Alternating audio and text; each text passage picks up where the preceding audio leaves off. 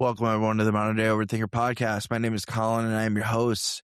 This episode is with Molly Lambert. Molly Lambert was just featured in People magazine. She is being a very, very strong advocate for OCD and talking about a very, very taboo OCD theme that needs to be discussed more because it is affecting a lot more people than you think it is. And that is why I have these conversations, so people can be aware of what is going on and what is really happening in the world, especially when it comes to mental health. And OCD is not what everybody thinks it used to be or thinks it still is, or wherever they're at. You're going to learn a lot about pure OCD, POCD, trigger warnings, taboo stuff, but it's serious. And talking about this saves lives. And I'm not just saying that because, I'm full of myself or anything. I know for a fact that talking about stuff like this helps people. And that's why I was so grateful for Molly for sharing part of her story with us and her experience and showing people that it's possible to live with this horrible theme of OCD, or any type of OCD, really. So, without further ado, this is episode number 103 of the Modern Day Overthinker podcast with Molly Lambert.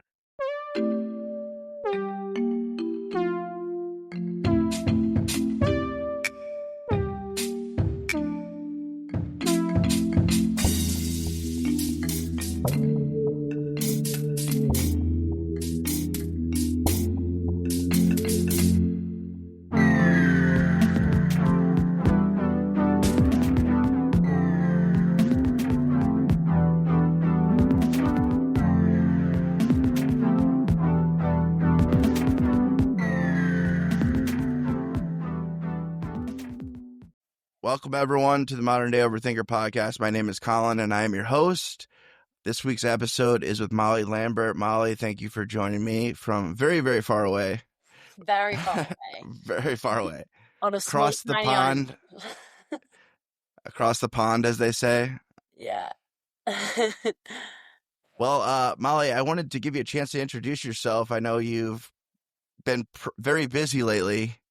I with have. the recent interviews, so wanted to give you a chance to introduce yourself to my audience, and then I wanted to talk about OCD today. Yeah. So I'm Molly Lambert. I'm from the UK. I'm 22, and I've recently been on the press talking about POCD, which has been wild. I've been posting on TikTok for a good 2 years now, but I think for a while it was kind of me just shouting into the abyss, and no one was really listening. And it was kind of like my own diary. I was just like, guys, I've had these awful thoughts and they've ruined my life, and no one was really engaging with it that much. Yeah. And then the end of last year, it kind of blew up, and here we are. Not as in I'm Beyonce suddenly, but obviously people have started listening, and so many people relate to it, which is absolutely insane. But yeah.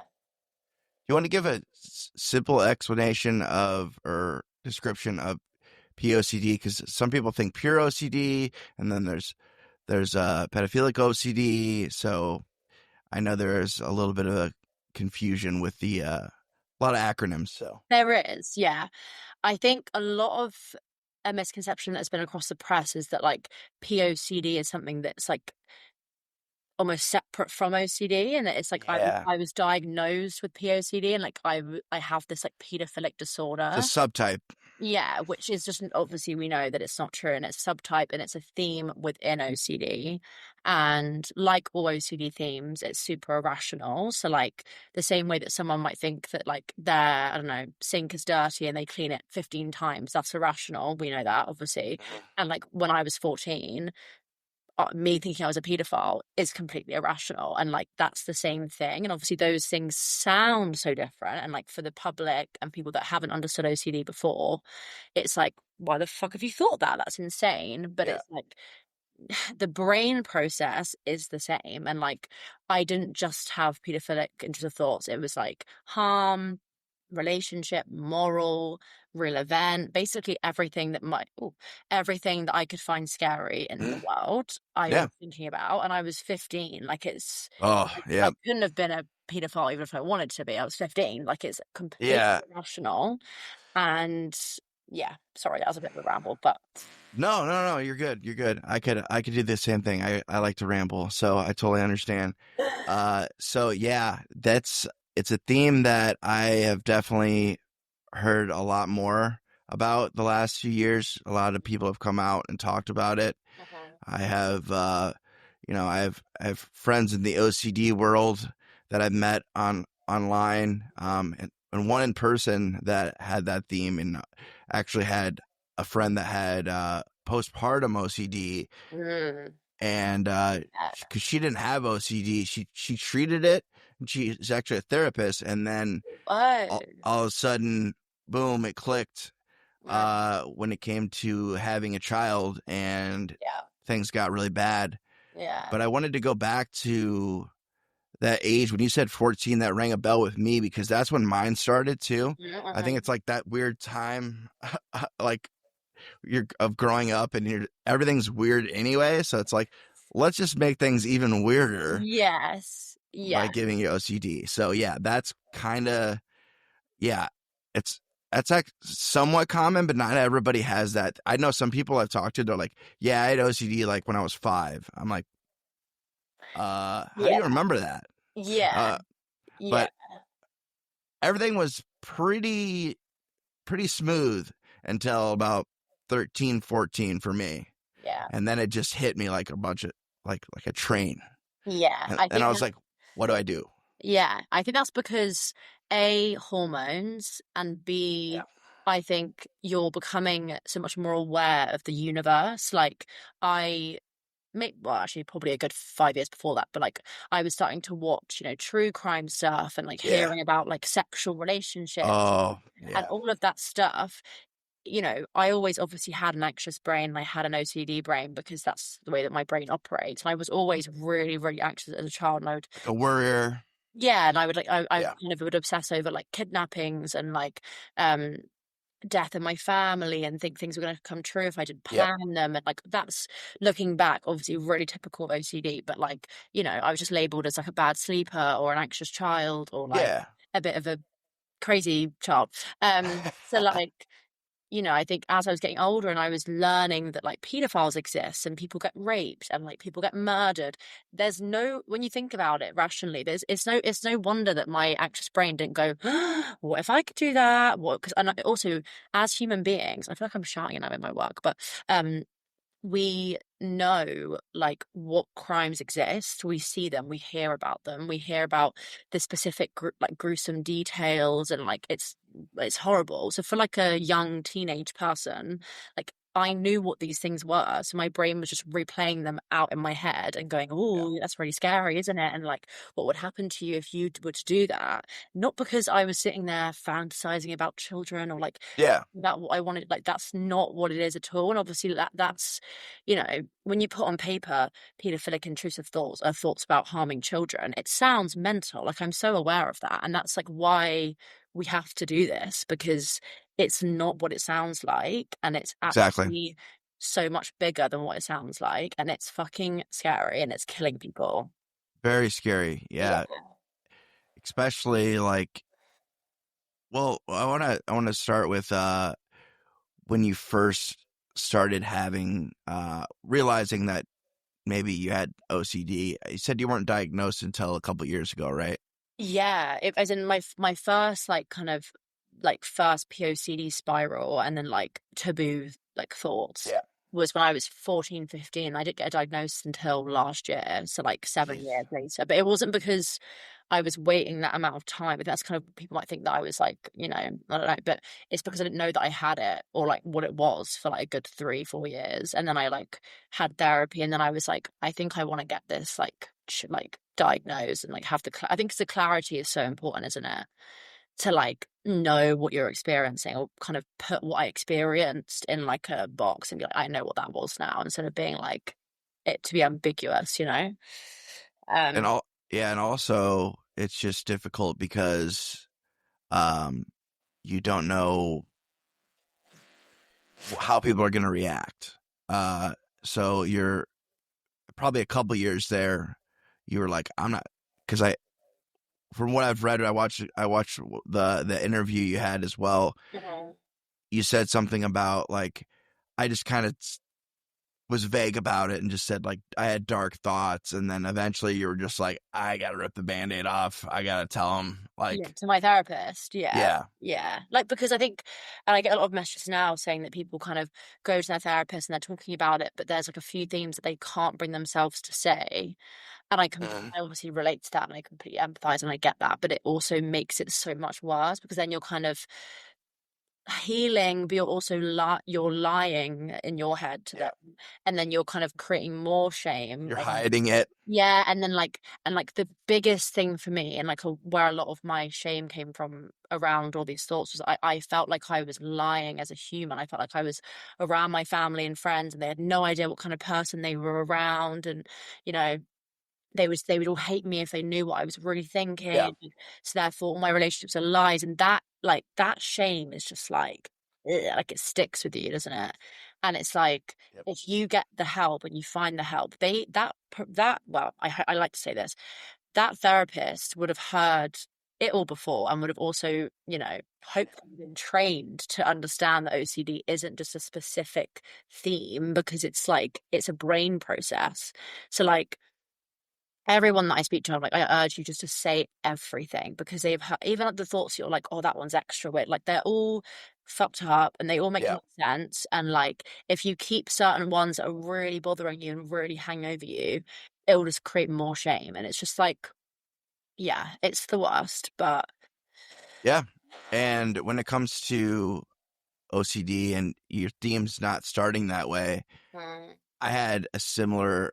I've had similar experiences because my themes have changed throughout the years. I was diagnosed at 14. I'm 36 now, and so it's fluctuated throughout the years.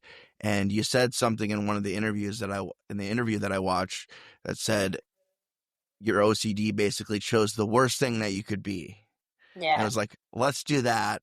yeah. That's the worst thing ever.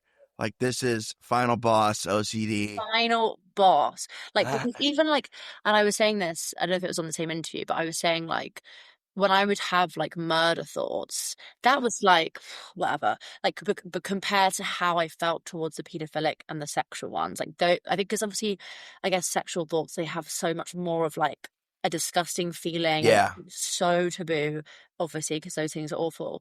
But like yeah, murder to me, like when I was having those thoughts, obviously, again, to preface, I wasn't enjoying those thoughts or wanted to do it. yeah. I was having a thought during my POCD spirals of like, what if you wanted to kill someone? It was like, whatever, I'm a pedophile. It was so much bigger to It's me worse. because it's worse. And like, and that's why it stuck. And that's why it continued because I was so scared of it. And like, that's the bottom line. Do you know what I mean? But obviously, like, when I was initially having those thoughts, like the ones I was having at the beginning when I was 14, 15, they kind of got bigger and worse because I was spending so many hours like dissecting it and obsessing over it that the what if thoughts then kind of, got more and more graphic. And that's something that I Yep. get messaged a lot. Like majority of my questions are around like, did you have this thought? And is this thought normal? And like, were your thoughts as bad as mine? And obviously that in itself is an OCD way of trying to ask me, Yes, like you're obsessing it over, is.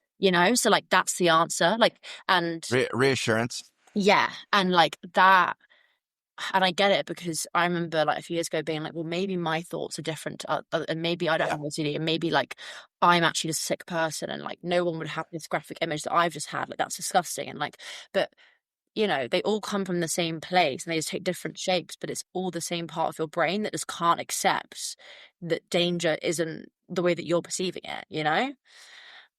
Yeah. Yep. It's just like danger, danger, and we need to do something about this. Yeah. Red flag. Yeah. Yeah.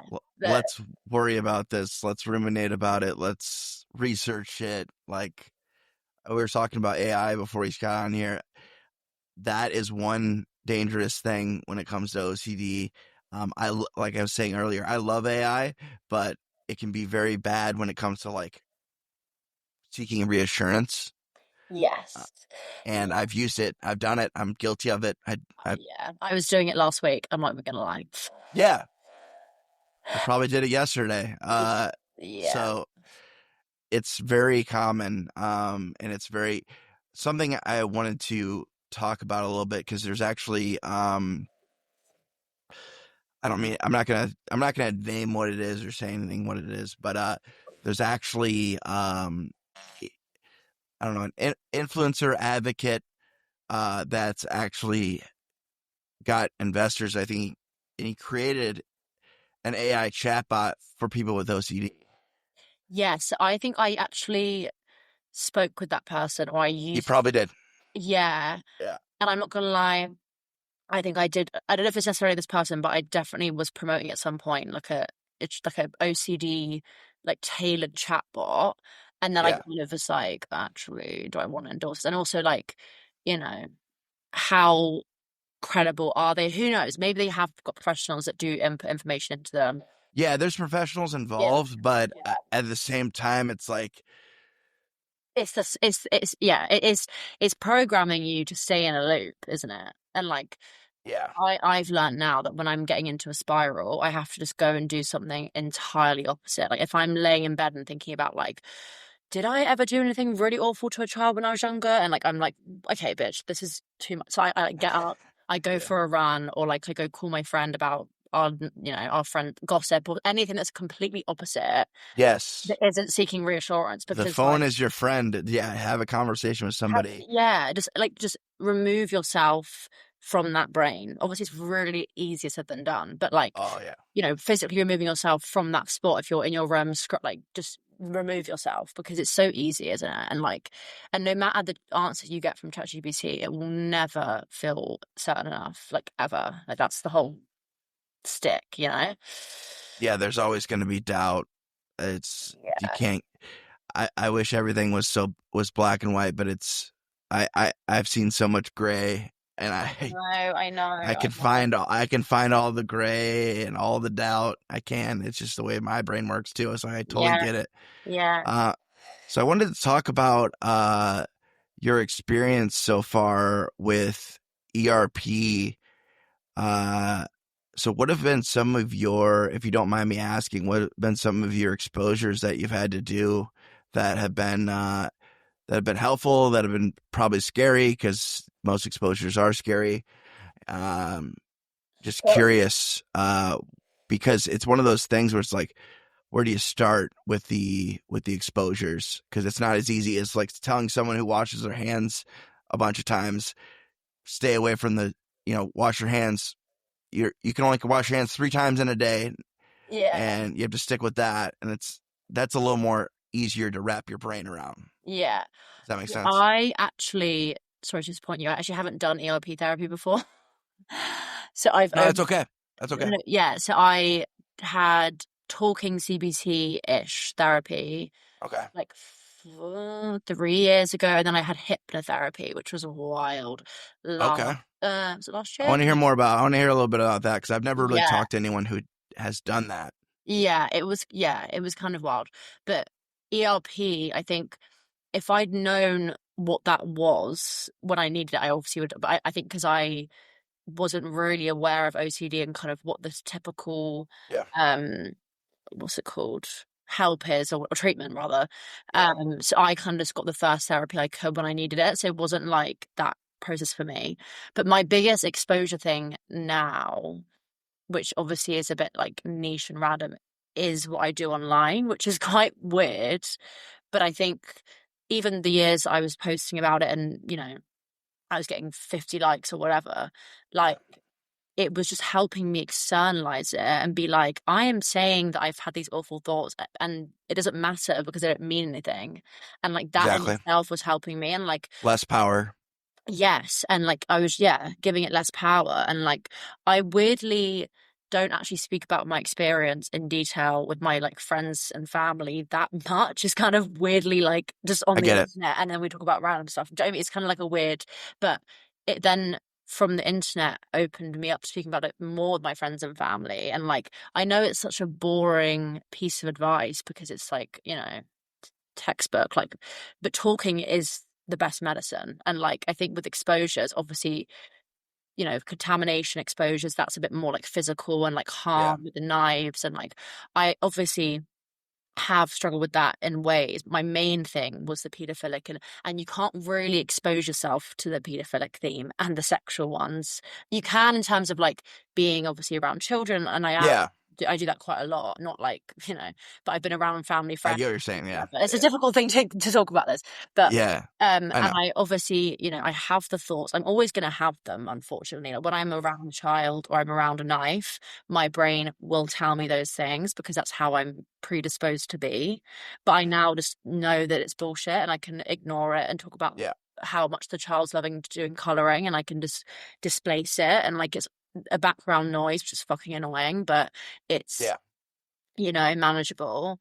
But yeah, obviously without ERP, my biggest exposure for me has been like talking and talking, not obviously like overly in a trouble Yeah. way, but like in the way that I've done it online, which has obviously led to a lot of positivity and negativity, Yeah. which I think also is a good exposure for me. I'm seeing comments of people being like, "You're a fucking nonce, die," and it's like, oh, that's shit, but like that is nothing I haven't heard in my own head before, and like Yeah. it's There's nothing you could say to me that I haven't said to myself. I say that all the exactly time. that. Exactly that. And like, I'm not gonna lie, I feel like I'm brushing it off really like a lot right now. But obviously, it has been difficult, and like I've had to delete some Facebook, because Facebook was just a lot for like the trolls and like, I did read about that. yeah, Yeah, Facebook is another level of trolls. it's like. But also, I always say, and I was saying this on my TikTok yesterday, like, I just don't respect anyone that comments that kind of shit on someone's post anyway. So like, why would I really care what they? Do you know what I mean? Like, it's not. It's a very like brushed off way to say it, but like most of these people haven't read past the headline and would probably say shit about anything they see because they're unhappy. Like Yeah. that's just how I view it. Yep, I understand because I've have to catch myself getting into Facebook arguments with people, and I'm just like, this goes nowhere every time.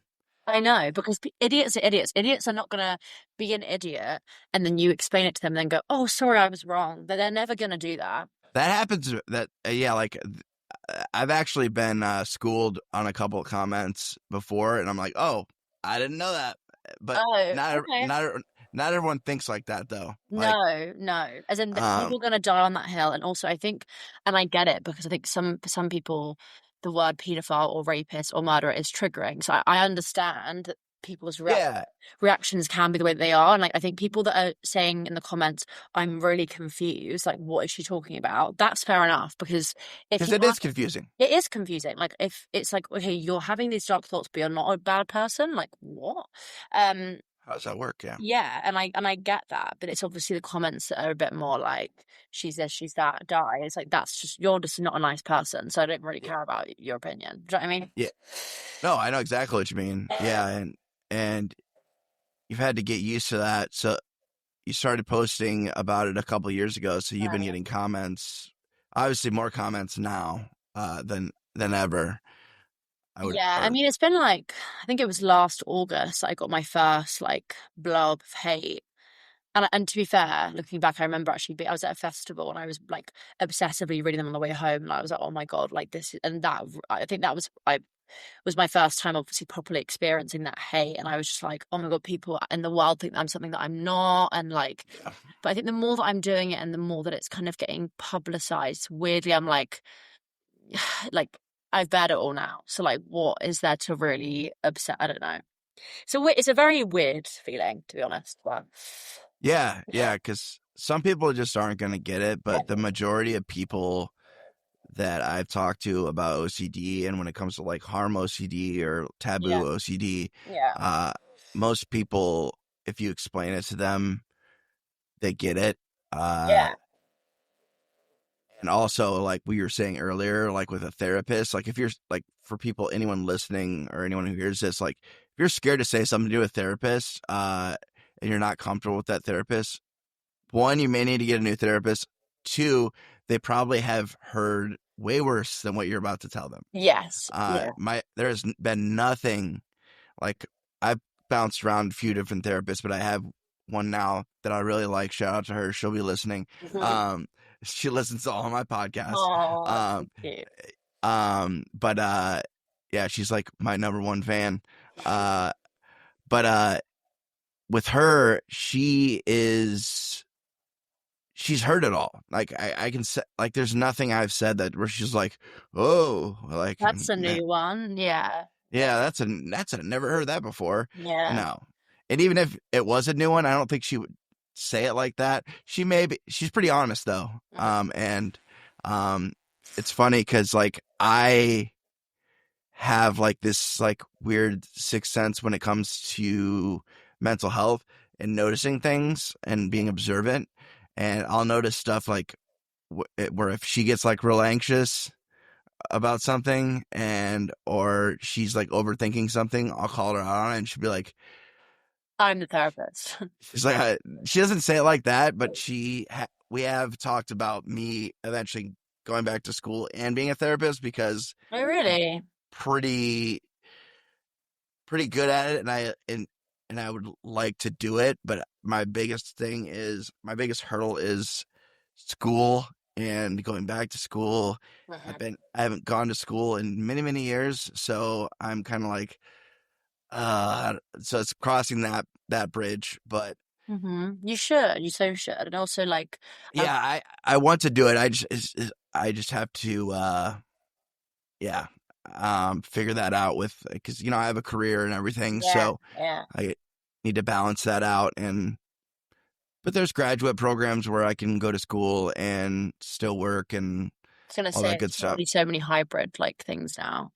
Oh Uh, yeah, so many hybrid things, but I don't know about being online and learn online. I like the classroom setting, yeah, so I'll yeah.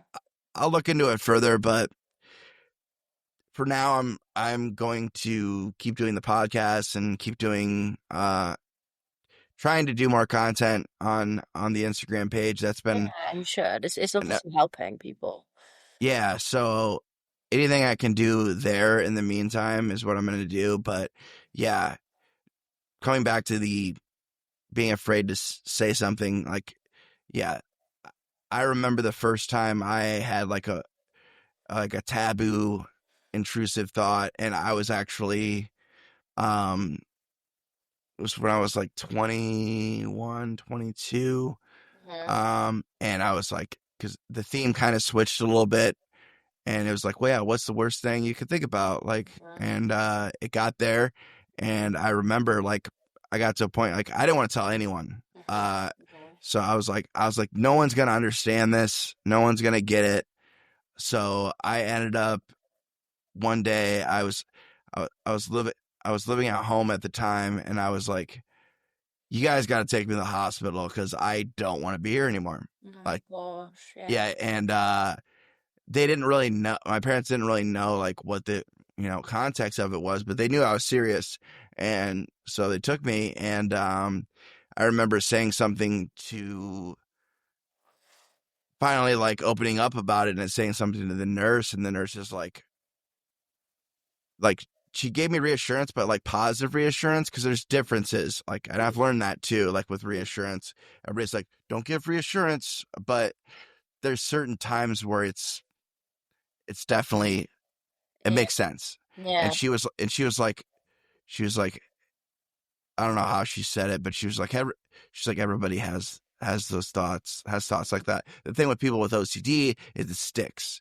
Um, so people have weird, messed up thoughts all the time, but with us, we're like, oh, that needs our attention, and that's the way our brain works.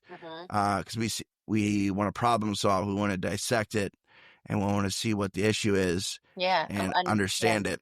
yeah. And there's never an answer. No, the Like, more you look, the worse it's going to be. yeah. And I spoke to this guy a while ago, a psychologist, and he was saying that, like, for example, like, this is quite jinxy, like my OCD brain hates this analogy, but I'll say it anyway. So like the chance of me dying tomorrow is very, very unlikely, but it's not impossible, right? And the average Exactly. person would go, okay, it's very unlikely, therefore I won't think about it. Yeah. Whereas someone with OCD is like, I've got to make sure that this thing that is very, very unlikely, and I know it's certainly probably not true, and I've got to try and make it impossible because my mind wants that, and it needs to have the reassurance and the certainty that it definitely isn't true and it definitely won't happen.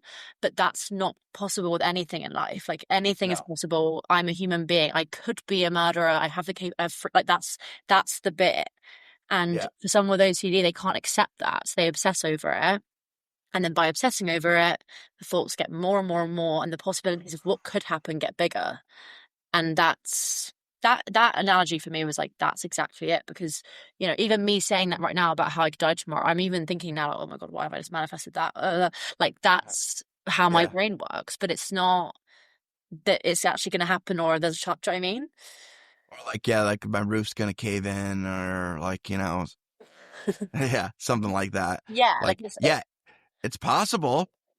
but it's very fucking unlikely. But it's obviously with that, it's like, well, someone would go, well, you know that you don't like kids then, so why are you thinking about it? And it's like, okay, well, like, I'm that's annoying, and that's kind of the general consensus that I get. But it's like, the fact that I've had the thought of what if I'm this, that is enough to signal my OCD brain to go, oh my God, you must be this. Let's unpack every single thought you could possibly have about children, about murdering someone, and go over them to see if you feel anything and that you want to be that. Yeah, let's make sure. And kind of the indication that I don't is like me having panic attacks and wanting to die because of the thought. Do you know what I mean? Like, that's the indication that I don't want to do that. Yeah, you're not having fun with it at all. It's not fun. Yeah, that's a key indicator. Yeah. I want to talk about more of well, first of all, OCD. A lot of people don't realize this, but I mean, it's getting more familiar. But OCD likes to attack things that we really value. So is there a specific, like, did it start with like children in general? Did it start with a specific child? Obviously, I'm not telling you to say who that was, but or was it more of a generalization? This could be, a possibility, right? And your brain just kind of ran with it. So how did that kind of start? Yeah. I wanted to dig deeper into that a little bit. Yeah, of course. So mine, I was going on a family holiday and I was 14. Was I 14? Gotcha. Yeah. And I was in an airport on the way there, which wasn't good timing because, as you can imagine, when I was then on holiday, I was absolutely, yeah. I was in the airport and I saw a little girl and she was wearing like a crop top and like a short skirt, and I was like, oh, that's a weird outfit for a child to wear. Agreed. Yeah. And I thought that, but which, I mean, it wasn't that weird. It was just a thought that I had as a human, whatever. And then I went, oh, like, do you think that she's pretty? And why did you think that? And why would you sexualize a child? And why? And that was it. And opened it up. It opened it up. And then I went on holiday, and obviously I was on beaches and I was like around loads of children. And I was like, oh my gosh, like, are you going to think about them in the way that you did with that little girl? And what if you could be a pedophile like that? And I would literally, it was like, what the hell is happening? But somehow, and I look back and I'm like, I don't know how I did this, but I came back from the holiday and I actually forgot about that thought, and I forgot about that whole spiral. And I kind of, yeah, and I think I went back into my year 11, which is like, you're like, I don't know what it'd be for you guys, but like 15 years old like final year of high school. Um, I think all of the excitement of that kind of just like distracted me enough or something. Had a lot going on. Yeah. And then when I was kind of nearing to my exams, I think stress obviously was like rising. Obviously, we know like OCD gets triggered by stress more than like anything. Yes. And I was at my desk in my dad's office, and I remembered those thoughts I was having on that holiday. And like I literally felt instantly violently sick. And I was like, this is not, I was like, here we go. And then that was like the start of the worst years of my life. And yeah, and it was literally from that day I couldn't be alone anymore. I wasn't eating, but also I wasn't speaking about any of it. And Yeah. people just thought I was really fucking nervous for my exams. And I was like, if that was the only worry that I had, I wish. so much easier. Yeah. And like my parents, like, because obviously now they obviously know that I was about this. Obviously they know what happened, and I'm very open with them about it. And like I was always very like independent. I would always like sit in my room by myself, and like my parents would ask me to watch a film with them, and I'd be like, no, like love you but bye. I'm gonna call my friends and be in my room and like be whatever 14-year-old 15-year-old girl. Yeah. And literally overnight I was like stuck by their sides. I was like sitting with them every night, every morning, going into their bed, but I couldn't be alone. Ooh, I relate to that. That's how it was like Yeah, because I was so yeah. scared that if I was alone I'd find new things to think about. And I would literally like, it makes me feel like panicky talking about it, but I would like the thought of bedtime would like, when like you're a child and you're having nightmares and you're like, oh my God, bedtime is like scary. Like, that's Yeah. You don't want to go to sleep. Yeah. I was nearing 16 and I was like petrified to go to bed, like because I knew I'd lay there and sweat and have panic attacks and have to wake up in the next morning and act like nothing had happened, and I was like completely fine, and I was just nervous for my exams. And like yeah, I lost loads and loads of weight. And everyone was like, "Oh my God!" Like, and I was like, "No, like Not good. I wish I could be eating normally." And like, not. It was literally like every bit of joy and like happiness had been zapped from me, but Yep. I had to pretend and act like nothing had happened, but because it was Yep. all in my head. It's like what? All in your head, but you physically felt it too. Yeah, even like talking about it now, like it makes me have physical, Yeah. like because it's just Yeah. like and like I Which remember. I'm not trying to make that happen. No, So and if it's good when I talk about it and I feel it, it's good because I think okay. sometimes I'm a little bit like, am I just a robot? And I'm like telling the story and like I'm not feeling anything, but it's yeah, and Yeah. yeah, and like um yeah, my exam, I don't know, I did quite well in my exams, but I have no idea how, because I literally I would go in there and try and think, okay, think about these questions, think about what you're writing, because I was just honestly, every single second I was awake, I was thinking about like the most dark, gruesome Yeah. things ever. And I remember, What yeah, if? what if, oh, and obviously things that were bringing me comfort, so my mum and dad, my brain was then going, what if you could like them? What if you could hurt them? What if you could Yep. kill them? What if you, fancy them? Like friends, family, Yep. no one was safe. Like my fucking dog, who I had a phobia of dogs. I didn't even like dogs at all. And I was going, what if you want to fuck your dog? Like that's, Yeah. and Yeah. this was all in the space of like, obviously the first thought about the paedophilic thoughts was like, May time. And by June, had thought about all of that, like all of every single person in the first week even. I had a younger brother, and like he was was really close to him, and I felt I felt sick to be around anyone, because I thought they don't know what I'm thinking. But even though I knew that I would never do that, and I Doesn't had matter. to go, and I was like, I would never do that, and nothing could ever, and I'm going to think about these things to make sure that I never do those things, even though I know that I wouldn't do those things. But just having the thought initially sent my anxious brain into all of this, and like it's so irrational. And yeah, I remember like my 16th birthday was in July. I had all of prom, and I had like the last day, and I'm not sure if that's like a thing in America, but like it's ending the school. Yeah, you guys do it a little earlier than we do, but Yeah, I think we're like a year earlier. But like all of it was meant to be fun and like exciting, and I just felt sick and horrible, yeah. and like I wasn't in the room. And I remember thinking like, so our next thing from high school is like sixth form. It's like probably, or not college, sophomore. I don't know. I actually have no idea. But like It's it's okay. It's like 16, 17 years old. Yeah. And I just thought, I'm not going to make it till then. Like, why am I celebrating that? Like, I'm going to be, dead or in Yeah. prison, or I'm Yeah. going to be in a psych ward because my parents are going to disown me. And like, and it's so sad because my parents and my family and everyone in my life has been like the most, like they've listened to me in every way possible. They've never once been like, ugh, like, what are you talking about? Yeah. Um, I've only had positive responses. And like my grandparents, for example, like they're 85 and they read my article and they were like so emotional and like proud of me. And like that, me then, I would have thought, oh my God, they would have, never spoken. I'd been, the You're deranged family disowned. member in a Yeah. cell. And like, and it's just crazy what your OCD can tell you and convince you of. Like and it's absolute bullshit. Like, because none of it came true. Like I'm here now and I'm talking about these things, and like it was all a load of shit, really. But it felt like the biggest thing to me in the world, and like, yeah. And I think the reason that I do it is because like I was never a depressed person. Like I'd never had suicidal thoughts ever. Like I obviously was anxious as a child, and I Yeah. experienced anxiety and whatever, as everyone does in life, events that aren't very nice, whatever. But I never Yeah. felt like I didn't want to be here.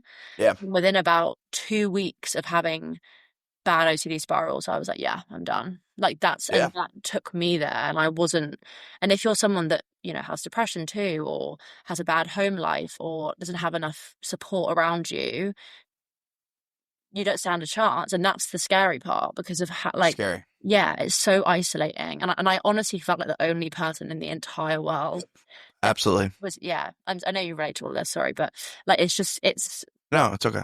it's just, yeah, it's horrible. And the feeling that I felt back then, when I talk about it, I still get the feeling back, and it's awful.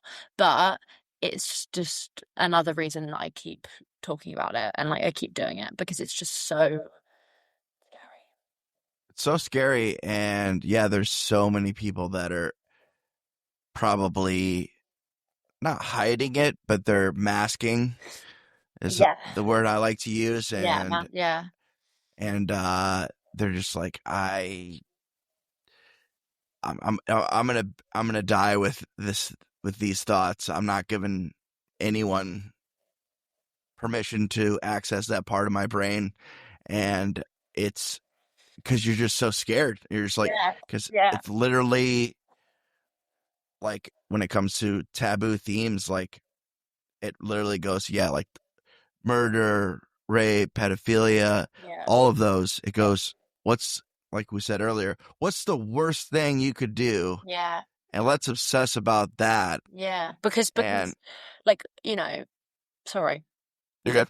Being a pedophile or a rapist, like it's, you know, that if you were to be that, you would lose your whole life. You go to prison, your family would Yeah. hate you. So that is the worst thing imaginable. Yeah. And like it's, and I've had a lot of comments, and this is something that I think we should mention. It's like people saying like, oh, are you not just a non-offending pedophile?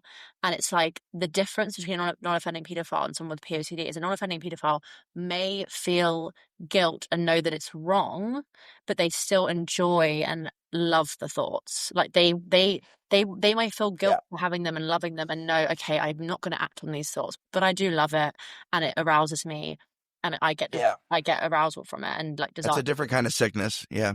Yeah. Whereas POCD, it's none of that. You are not, wanting to have more of the thoughts or enjoying them, or, it's not it's not the same thing at all. And I think, you know, people kind of said in my comments, like, I'm glad this girl spoke out and got help. She didn't commit any crimes. It's like, what? Like, someone with OCD is the least likely person to commit a crime. The whole premise of the disorder is being petrified that I had to do a crime. That's what all of this is based on. So the chance of me actually committing a crime is, I would confidently say, 0%.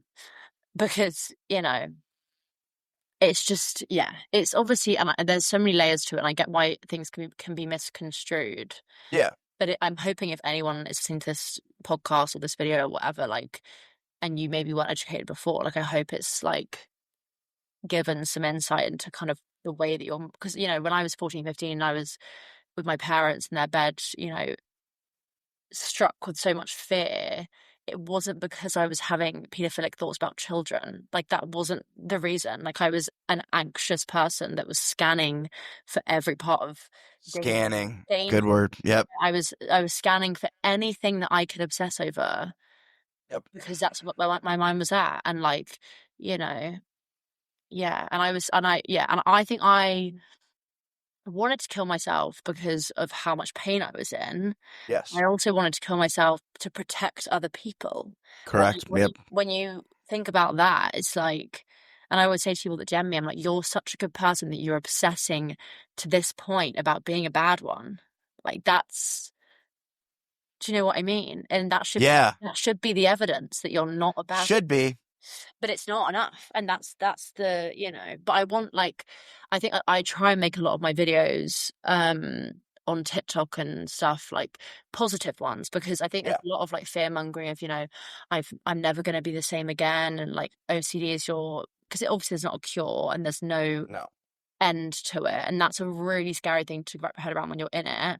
But there is an end to what you're experiencing now, like that constant terror and constant new themes and new spirals, and every second feeling exhausting, that ends. Like, I hope I am a case study of that.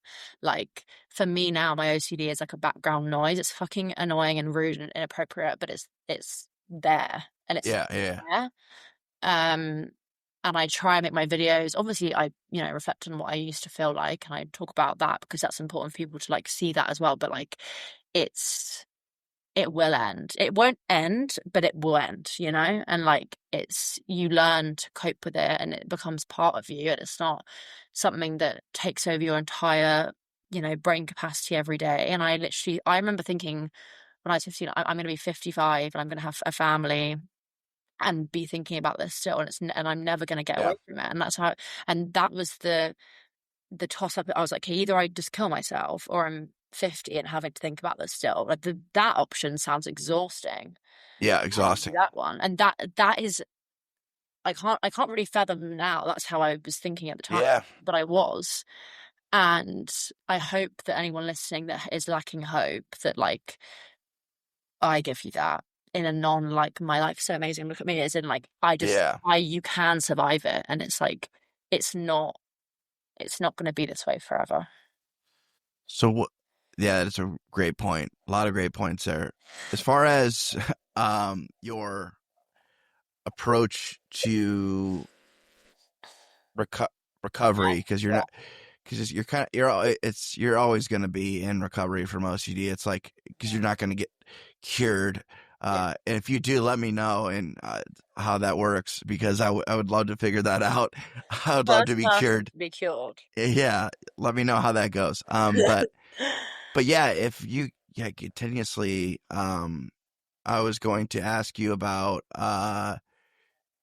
what you've been doing that's been helping turn the volume down for OCD. Besides, you talked about the speaking, but is there anything else that you've been doing that maybe someone listening or someone that doesn't know or Yeah. wants to know, like, what were you doing to make OCD, background noise, Yeah. like you were talking about? Yeah.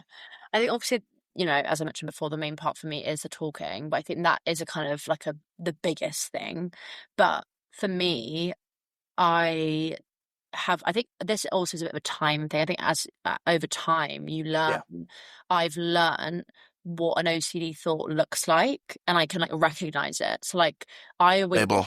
yeah, I always say that like, a thought that is an anxious thought and is an OCD thought for me is like shouting at me. It's like, hey, like, look at this, like, unpack this, like, why don't you go over that memory one more time, like over here, over here. Like, Yeah. when I get those thoughts, I'm like, and they can at first be a bit convincing. I'm like, oh yeah, maybe I should go over that thought. Like, maybe I did, kiss my friend's boyfriend when I saw him the other night and I bumped into him and Yeah. like, You're just like, yeah, yeah. I'm like, okay, but then I'm like, wait, it's shouting at me. It's making me go over things, and because I think also this is, aside from speaking about it, it's like, knowledge is power. Like, if you learn about this, not in an obsessive way, don't like, spend day and night reading about OCD and like the psychology, because you don't need to do that. But, reading about the science behind your brain and what's actually happening inside your brain, and listening to podcasts and reading things and understanding it, if you understand it enough, you will then be able to recognize when the thoughts are happening, and you can go, okay, this thought is irrational, but it feels really real and it's screaming at me. It's an OCD thought. I'm going to like let it be there, go talk to my friend about my dinner and like ignore it. And like that's a really difficult thing to say, and it's quite black and white. But the more that you practice doing that, and the more that you read up on things and listen to things, and like podcasts really helped me, like videos, and obviously that's kind of why I do what I do now, because I was initially the one that was listening Yeah. to these things. Yeah. And like, you know, hearing that other people go through this, and like this is a thing that's outside of me, Yep. all of those things help contribute to externalizing it.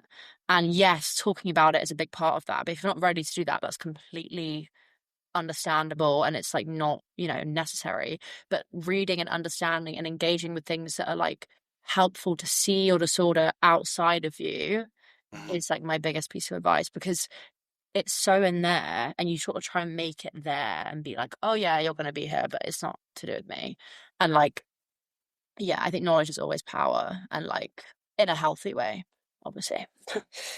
Yeah. And I think when you were talking about it, you mean like talking about it publicly, like we are right now, like um Yes, because but also in your, as in to your friends and family. yeah, friends and family, but like a professional, uh Yeah, I do recommend it. Yeah, because the longer that you keep it a secret or whatever, or try yeah, to hide it, the yeah, more it's going to get bigger and harder for you to talk about it. yeah. So ripping that Band-Aid off is important. But yeah, you don't have to scream from the Oh rooftops. my God, You don't no, have to. don't do what I'm doing as like as your first time. Do you know what I mean? As in, I've been speaking about this for like 4 years now. Like I'm Yeah, getting used to yeah. speaking about it. I You think, got used to talk about it. Yeah. yeah, and also when I first told my parents about it, I was drunk, which is not a good piece of advice. That's all right. It was Christmas Eve, so like Yeah. double homicide. I was just not. It was not a good time. But I told them, I didn't really like say like specific things, but I told them Yeah. this was really upset, and they were like, okay, we're going to get you help. And then to help explain it, I sent them a podcast episode, and I was like, listen to this. This is what I've been dealing with. Hmm. I never had to really say it. I think I still haven't. Now I have, obviously, in like conversation. Yeah. Yeah. Yeah. I never, you know, sat them down and said, I've had thoughts about being a paedophile, hurting people, doing like, because that's, I don't know how comfortable that is for all parties, you know, but I think giving them resources that they can Yep. understand it aside from you, and then they can understand it, and then they can approach it with you. That's like kind of Yeah. what I always give advice about, because it's so hard to sit someone that you love down and tell them something that's been eating you alive for years or months or however long. That's hard in any capacity.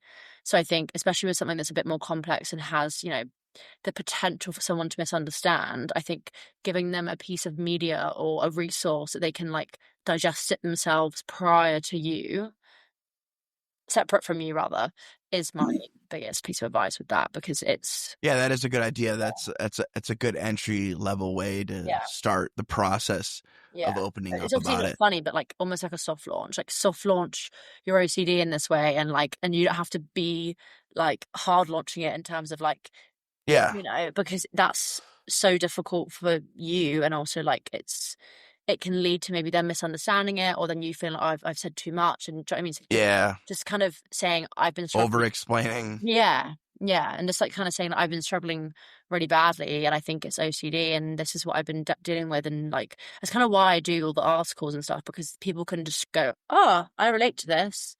And I've had friends, and not friends, people that I've know that have turned to their loved ones and say, yeah, I actually do relate to this girl, and like, or they know me and they say, yeah, I actually do relate to what Molly's been saying, and that's helping people have a bit of like a gateway to talking about it, you know. But Yeah, it helps. It makes it easier because you're like, hey, this is something I relate to, and it's published, documented. It's not. yeah, that's so true, actually. Yeah. It's like gives you it. That's when I come back to like good reassurance. Like it's good Mm. reassurance that you're not alone. Yes. Uh, Yeah, and there's like comfort, isn't there? And then, like, isn't Yeah. reassurance. I still don't really understand the full like concept of like what's good reassurance and what's bad. Like I need Well, to. I could talk about that for a Oh, while, but really? that Because we I could know talk about that. Yeah, yeah, because I know that you shouldn't be like if someone's saying, oh, for example, like a health one, like is this really like there's just is this weird? Like what's happening to my neck? Someone shouldn't be saying to you like, no, that's fine, because that's not enough for that person, right? You need to be saying, I'm not sure, maybe go speak to a GP or a doctor because that's yeah. not gonna, do you know what I mean? But I don't really know what good reassurance is. I think it's just like comfort and like telling them that it's, That yeah. everything's gonna be okay. Yeah, Uh, yeah. Like my friends, they always just say to me like, "Oh, like that's probably just your OCD. Like don't like that's probably an irrational thought," and that helps me. I'm like, "Okay, wait, yeah. all right, yeah, you know." Do you ever get somebody trying to label something that's not OCD that you're doing? It's very frustrating. Yes, Bec- yes, yes. My family, because I used to have really bad health OCD, and that was kind of my main theme for like a good year. Yeah, And like, yeah, I was like the whole like constantly, and like that was yeah. my vibe. Especially with COVID. Oh, Oh, really? Because I that mine kind of came out like a few years after that, kind of from like hangovers and like drinking and stuff. Mine was like a oh, okay. yeah, but like I can imagine COVID for people with OCD. Yeah. Yeah, I'm glad I didn't have. I did have times where I was like, where I was really protective about it. Like I'll like test myself, but like even though I know I probably don't have it, I did that a yeah. couple times. I had it in the end. I was really ill, but luckily I I didn't had it have. a couple times. Yeah. Yeah. Um. Well, you're a little bit blurry. Is the Wi-Fi? No, you're back now. What was I gonna say? Yeah, yeah. And my family now, they'll still be like, "Oh, that's you being." I'm like, no, I'm actually just telling you that I feel ill. Like I'm not panicking about it. I'm just saying that I Yeah. have. I actually feel like shit. Yeah. Like I actually just have it. I actually do have a sore throat. I'm not just panicking, and it is annoying. That is annoying, but you can't, Yeah. tell. Yeah. I have actually ran into it with relationships. Okay, yeah. Yeah, where I was called out about I ended a relationship. I didn't know how to end the relationship. I'm not really good with relationships. So what I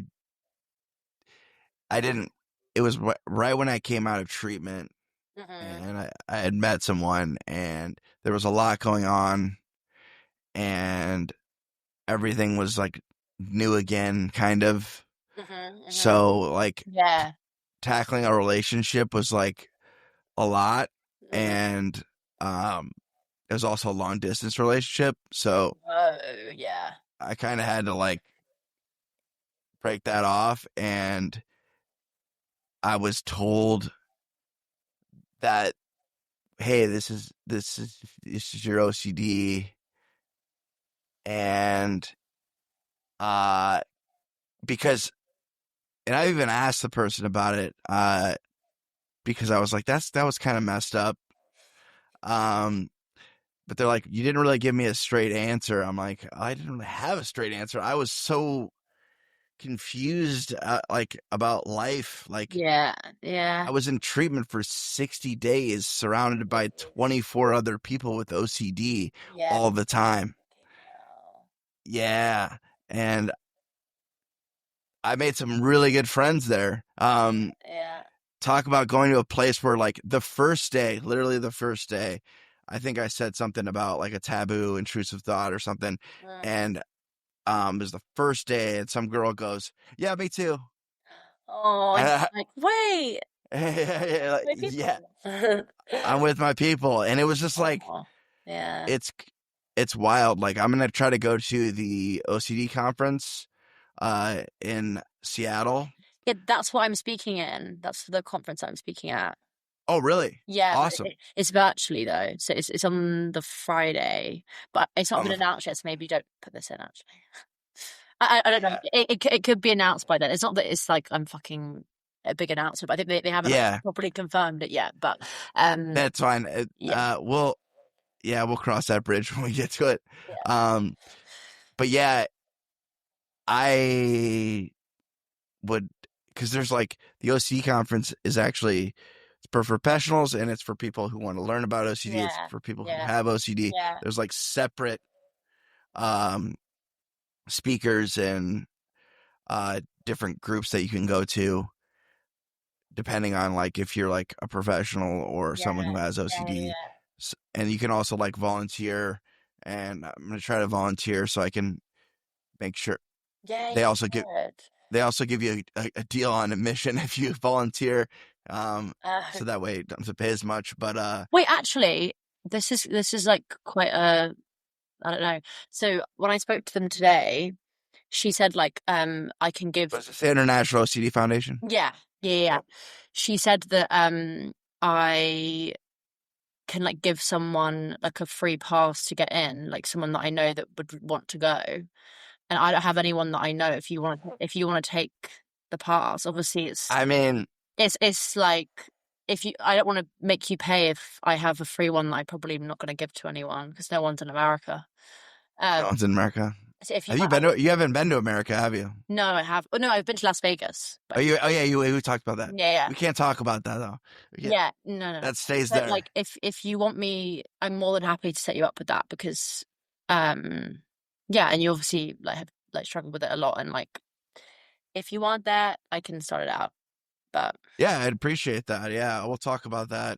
Um, I don't like saying offline because you're still off camera. online, off camera. Yeah. Uh, but one thing I kind of wanted to wrap up with was the first of all, we were talking about it earlier about like I've seen, obviously I didn't start hearing about POCD really until like the last like maybe 10 years, like people actually talking about it, like them having it. Right. And I'm pretty sure 99% of them have been women. And I know obviously I've met men that have it as well, but they're not as open about it because there's kind of there's a stigma anyway. But in regards to like saying that you might be, or you think you might be, I should say is the better verbiage, that you might be this or you might be that, you might be a pedophile, like saying that publicly or, to the wrong person could get you like, in danger or, labeled, ostracized, all the fears that come along with that. And so have you been getting messages from men as well as women? Oh my God. Yeah. Yeah. I'd say like probably 50-50. Yeah. Yeah, I think men usually come from a lot of like fake accounts and like kind of like anonymous accounts being like, Yeah. yeah, and just like saying like I've been dealing with this for 20 years, or people I've had a few messages from men that have like families and like have a wife or they have kids and like that is just like and a lot of them have wives that like understand and help them, but it's like they still feel like they're lying to everyone else in the world and their their work lives or whatever, and it's like so much more complex for a man. Obviously, I know how hard it is as a woman as well, but I think of course, but for a man, it's like there's stereotypes against you guys anyway. Sometimes within good reason because of crime and whatever. But if you're an anxious man, the fact that crimes against women exist at the multitude they do, it's like what if I could be the same thing? And like it's an extra level of fear. And I think there are like a few men on TikTok that are speaking about it. There's a guy called Isaac who's been talking about POCD on TikTok a lot from Australia, and like he's the kind of the first one that I've seen, talk about POCD specifically. And it's so important. And I actually filmed a podcast episode with a guy from the charity called Rethink. I don't know if you've heard of that. It's in the UK. And he was I have not. Yeah, he was really honest about like his story with POCD on there as well, and like how yes it's it sounds so crazy and intense, but it's a part of all of the rest of the themes that he dealt with, and like it's very someone doesn't just experience just the pedophilic stuff, like there's so much other stuff around that, and it can transform and, almost shape shift, can't it? But for me, my brain always went back to that one because it was the scariest one to me. Yeah. Um, So what's the worst thing? Yeah. yeah, but I think, yeah, I'm really hoping that like spreading awareness in the way that like, I am and everyone else in the community like is, that it will become easier for everyone to speak about it, but especially men. Um, and yeah, I think what we're doing obviously with this podcast is amazing, and I think it's like, men's mental health has definitely come leaps and bounds. There's still a lot of work to do, isn't there? So yeah, hats off to you. Yeah. And yeah, even just been going to therapy is still something we're Yeah. trying to advocate for more, because there's still that stigma behind, like, you're weak if you go to therapy and all that Like, why are stuff. you going to therapy? Like, what's the point? It's like, what? Yeah.